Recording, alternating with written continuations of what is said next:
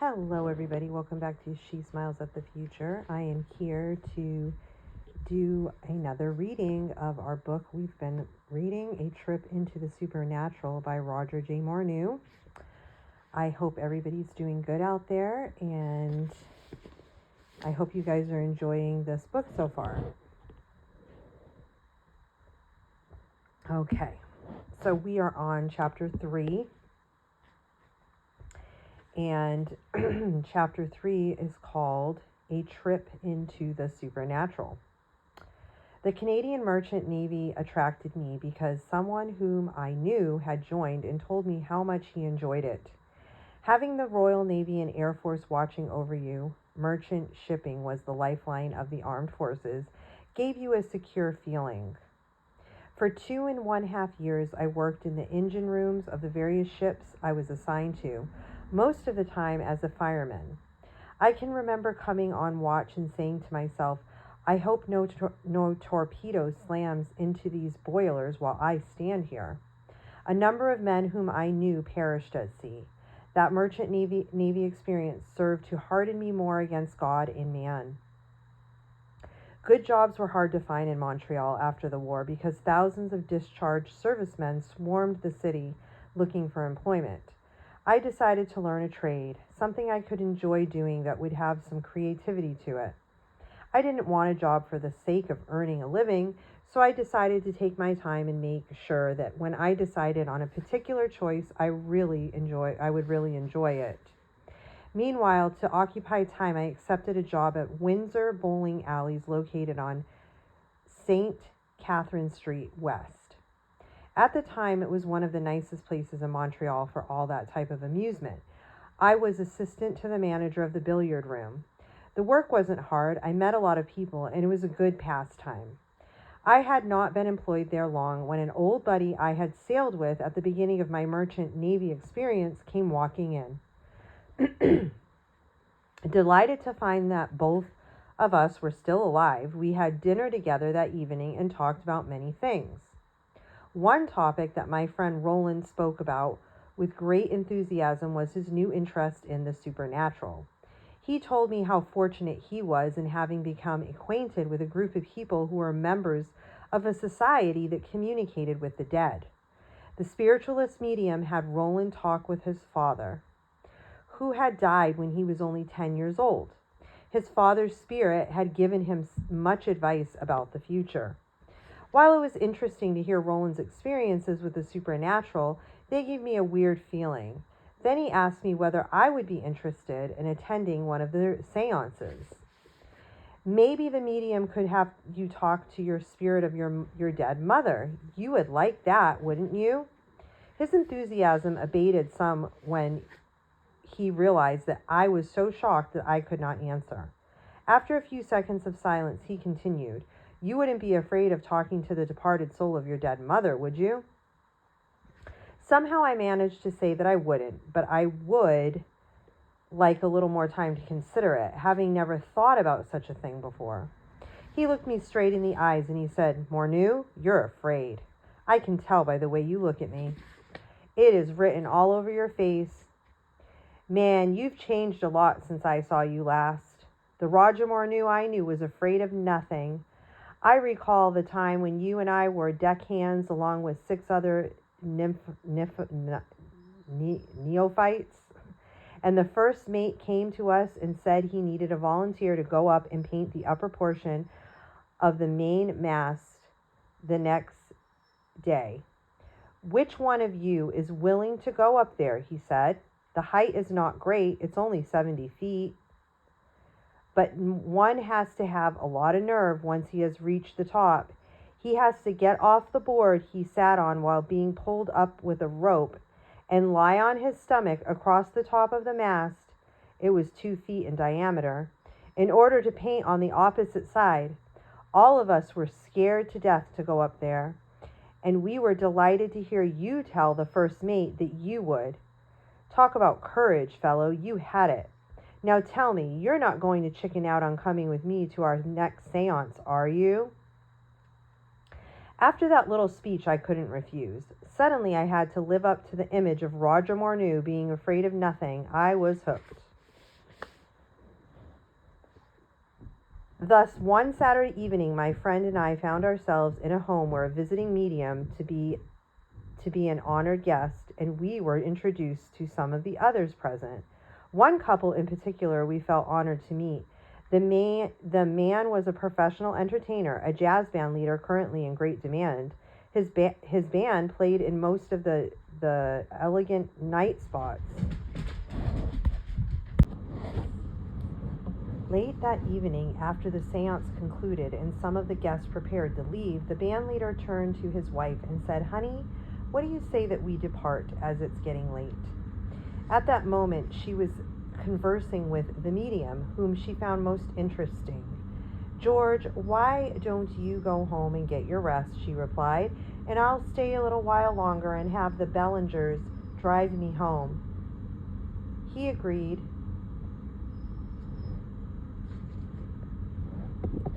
Sorry, my dog's whining in the background. He agreed with her suggestion and proceeded out of the house just as Roland and I left.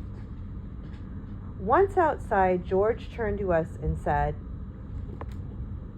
You fellows driving?" "No, we're going to take the streetcar about 2 blocks from here," I said. "I'll be glad to drive you there. Jump in." During the evening, the subject had come up that both of us had been in the merchant navy during the war. The spirit medium had conjured the supposed spirit of one of Roland's co-workers who had perished when the ship they were on sank. As we entered George's automobile, he began to ask about the dangers of our work during the war. But in no time at all we had reached our destination. He then made a suggestion. "What do you say that we go to a restaurant and have a bite to eat? And at the same time, you could tell me all about your adventures during the war. They fascinate me. It will be my treat. Then I'll drive you home." George drove to St. Catherine Street West, an area known by the natives as the gourmet restaurant section of Montreal. Suddenly, he steered his deluxe Lincoln into a narrow drive leading to the rear of one of his favorite eating spots. Then he left the car parked behind a black Cadillac, saying, "Joe is here. He's the owner of the place, a fine fellow." When we entered the place, a hostess informed us that we would have to wait in a lounge until a table became available. As we headed there, Joe spotted George from quite a distance away and came over to greet him. Informed that we were waiting for a table, Joe stated that we wouldn't have to. A telephone call a couple of minutes earlier had just canceled a reserved table. It was ours for the taking. We followed the owner, who removed the reserved sign from the table and sat us down. The cocktail waitress came over and took our order for drinks. She said that we might have to wait a little longer than usual for our food to reach us because the place was filled over capacity. George asked for a double in his favorite alcoholic beverage in order to occupy the time. Then we answered his questions about the merchant navy and talked of our interests and activities with the supernatural. A fair amount of the time elapsed until our food came, and we consumed a second order of drinks. It put George in a talkative mood, which in turn made him willing to tell us many things that I doubt he would have mentioned under normal circumstances. For instance, I asked whether he would tell us a little bit about how he became famous in his profession. "I don't mind at all," he said. "As a matter of fact, I'll tell you the real and the true reason of my success, something my wife doesn't even know about. But you must promise to keep it in strict confidence." We assured him that whatever he mentioned would remain a secret. "You fellows know anything about demon worship?" "I don't," I answered. "Why do you ask?" Without answering my question, he inquired, "How long have you fellows been involved with sorcery?" "George, I don't understand what you're getting at. What do you mean?" "What I mean is, how long have you been pretending to hold communication with the dead?" "Not very long for me," I replied. "I see where you guys have a lot to learn when it comes to the supernatural. You're both wasting your time by going to those spiritualistic seances. Don't get me wrong, they have their place. They're a good pastime for women in that they receive some comfort from thinking that they're getting guidance in their lives through some departed loved one. You see, the reason I attended the seance this evening was just to make my wife happy. I go with her a couple of times a year to make her feel that I'm concerned with her interest. That's the only reason. What she doesn't know is that I have learned to go to the very source of that power, where a person can get a real action, demon worship, that is. Of that, he had said to us, one sentence stood out in my mind. George, would you clarify the question you asked us a little while ago? How long have you been pretending to hold communication with the dead?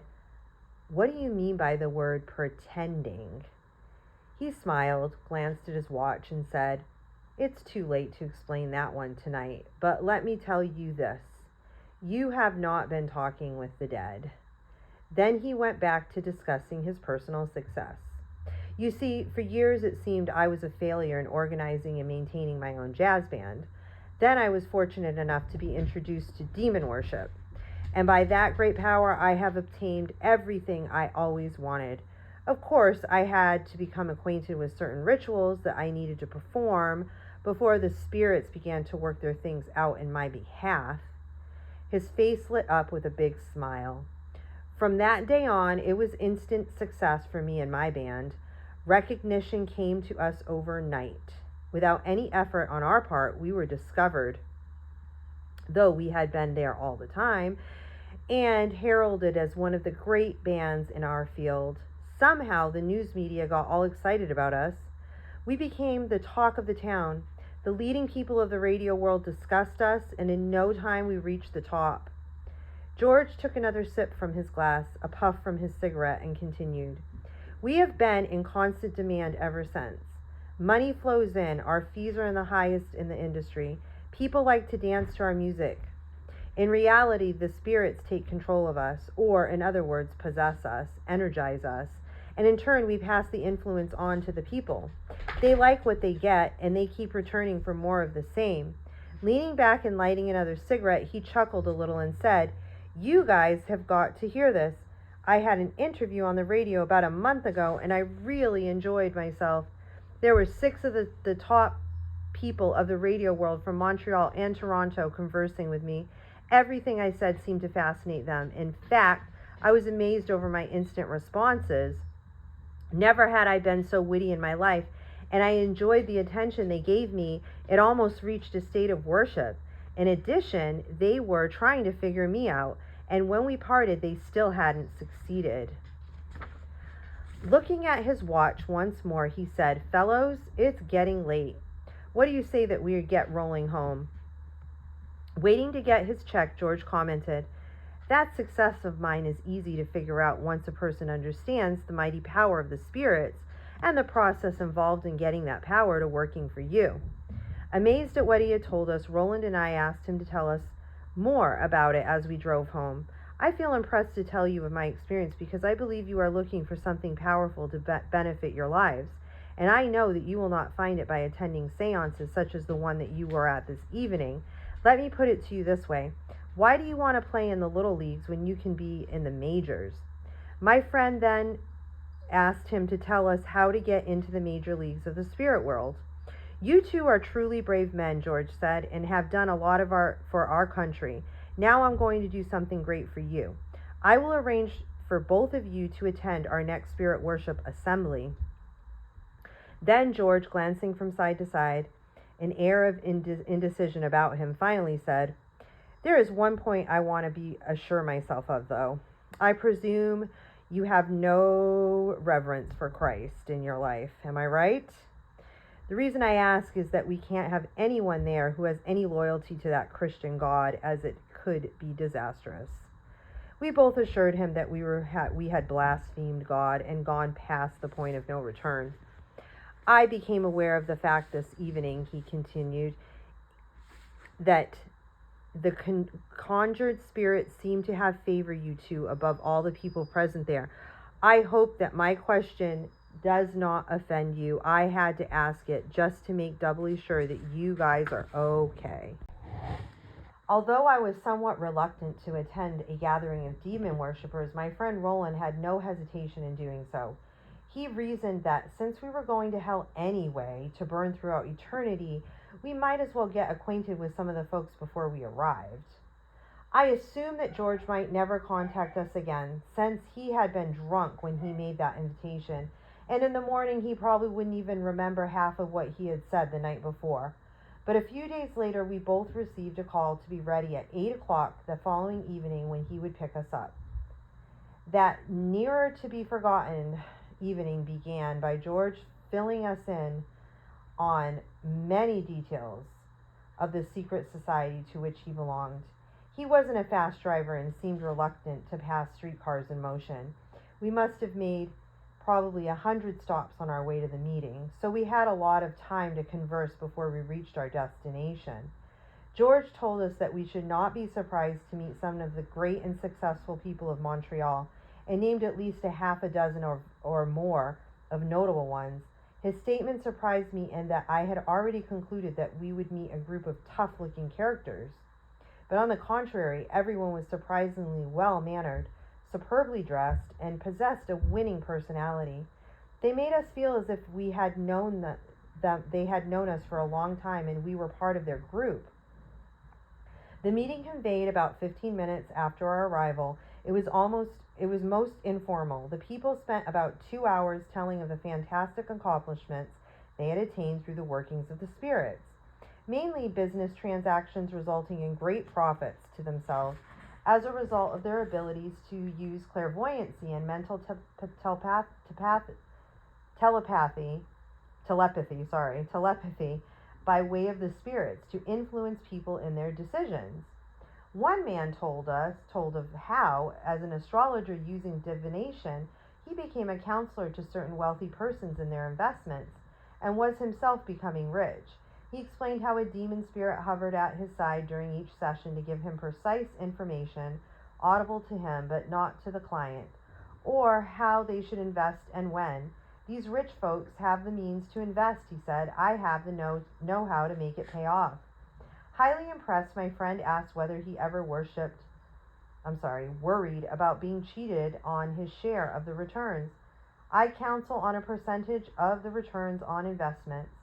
As you are all well aware, the astrology bit is only a come on. I have no worry. My familiar spirit looks out for my well-being. Let me illustrate. One couple tried to deprive me of my fair share of one of my profitable industrial real estate transactions. They presented me with a check making up quite a bundle, and I felt satisfied, until my familiar spirit told me to ask them when they were going to give me the additional $1,700 that made up my correct share of the profits on that particular investment. The wife fainted and the husband was terrified. He quickly explained that they had no intentions to cheat me and that the money would be in my hands within 24 hours. After each success story, the individual would always praise or give credit to a particular spirit by name, and many times referred to the spirit as Lord of his life. During the time I was involved with demon worshippers, I observed that in their testimonies of how the spirits had worked for them, they often referred to a demon as Lord God. For instance, one would say, it was a wonderful to see the Lord God Beelzebub power exhibited in my behalf on such and such a day. Or someone would ask, Sam, how have you been since I saw you last? The reply would be, real fine, thank you. The gods have really benefited my life in wonderful ways. That evening, one individual impressed me greatly, a medical doctor. He explained how the spirits had given him great hypnotic and healing powers, including the ability to take away pain and to stop bleeding in wounds and severe cuts. After telling such fascinating accounts of him healing people, he announced he must go down to the worship room. Will you, friends, please excuse me, he said. I need to go and perform acts of devotion so as to be regenerated by the Lord God, Nephuston. I depend on his vivifying,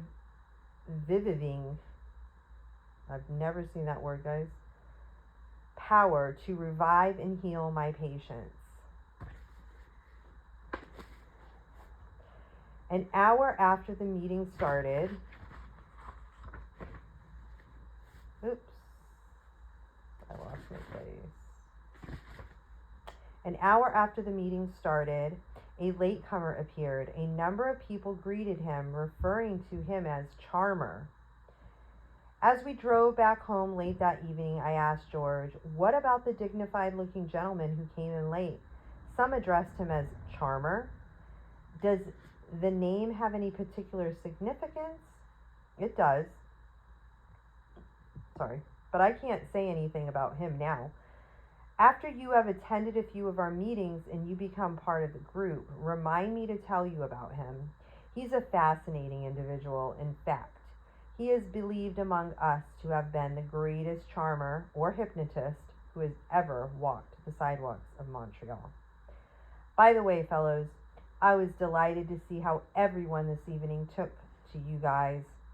It made me feel good to see that. Understand this, we are a closely knit group. In fact, I had a hard time getting permission to bring you with me to this meeting. At first, I was refused the privilege. Then, through the working of a spirit counselor appearing to our leader on vacation in the USA, I received a phone call giving me the okay, and the way opened for you to associate with us and eventually became members of our society.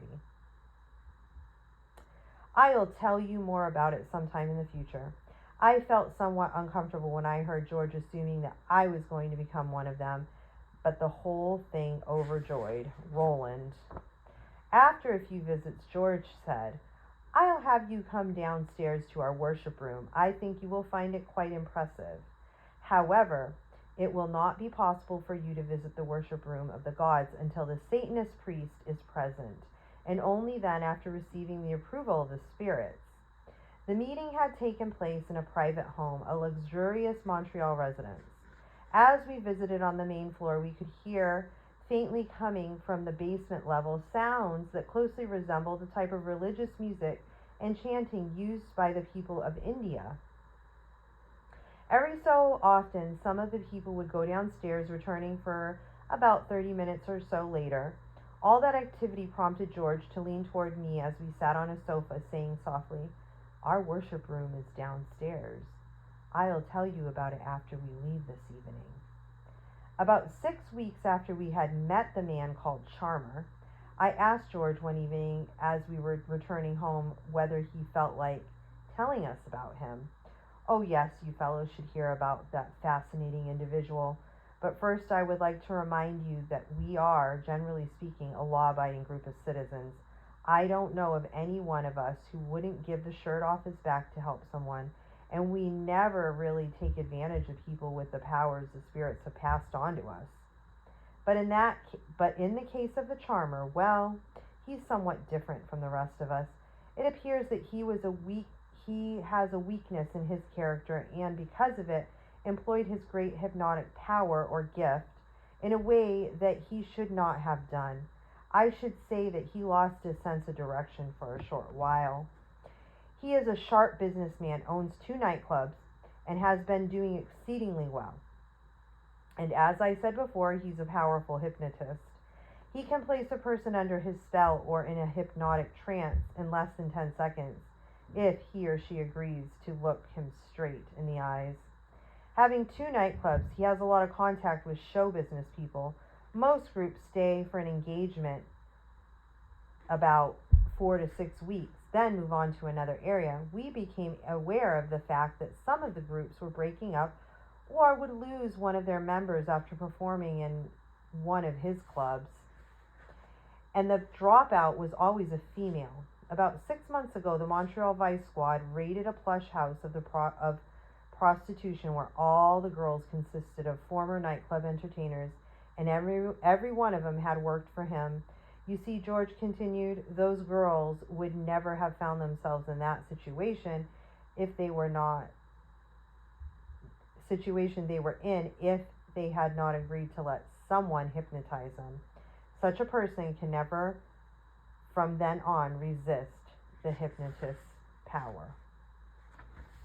Okay, guys, so that was chapter 3. I'm sorry for all the little hiccups during that with my dog whining and stuff like that. But I try to find a quiet spot in my house, but sometimes it's really hard doing that.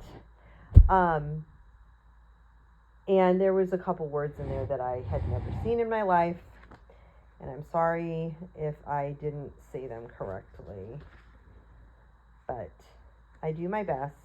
So, all right, guys. Until next time with chapter 4, which will be very soon, because like I said last time, I'm enjoying this book, so I'm want to keep reading myself, but I will be putting chapter 4 up really soon. Okay, guys, God bless. Until next time, blessings.